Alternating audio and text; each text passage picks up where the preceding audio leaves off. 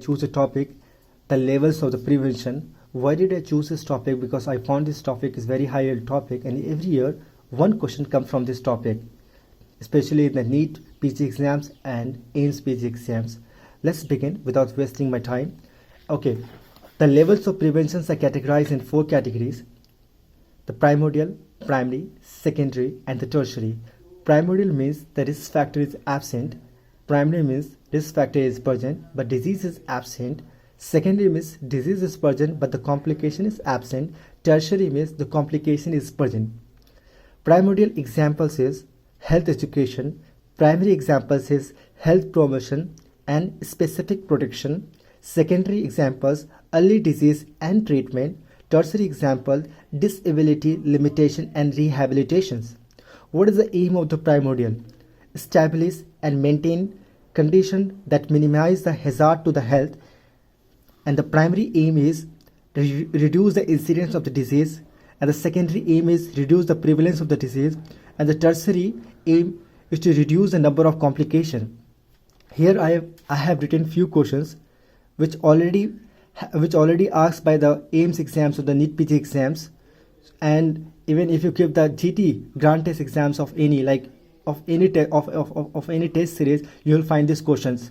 Okay, the first question is example of the primordial, that is adoption of the healthy lifestyle in childhood. I would like to emphasize in this childhood topic, childhood. And the similar question, if they ask you the example of the primary prevention, adoption of the lifestyle change in adults, so just remember that if the question asks in childhood, the example will be primordial. If the question is asked regarding adults, the answer will be the primary prevention. So the examples of the primary preventions are adoption of the lifestyle changes in adults. Second, vaccination. Third example, usage of iodized salt in endemic area. Secondary prevention, early disease including the screening and treatment. For example, pap smear of the cervical cancers, mammography of the breast, colonoscopy for the colon cancer, and the BP screening. Second example is the prescriptive screening. Like if you go to the physician and the physician writes a prescription, that is the prescriptive screening. It means what do you mean the secondary prevention? Secondary prevention, you are already disease, right? And the primary prevention means before the onset of the disease. And here are a few examples which I have written for you. That is the target group of the primary prevention. What is the target group of the primary prevention? Healthy, it may be healthy individuals, risk group, children.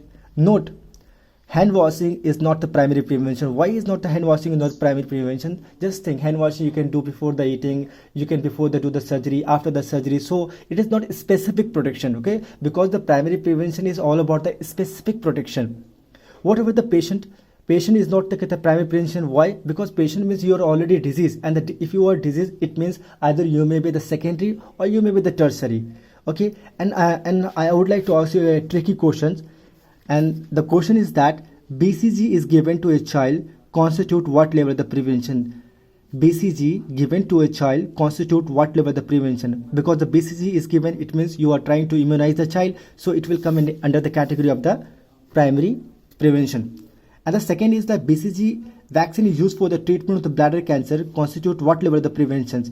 If you read the questions, if you read the question thoroughly, you will find the BCG vaccine used for the treatment. You are trying to like the treatment, okay? So just notice the tricky is the treatment, and the treatment comes under the category of the secondary prevention. Thank you.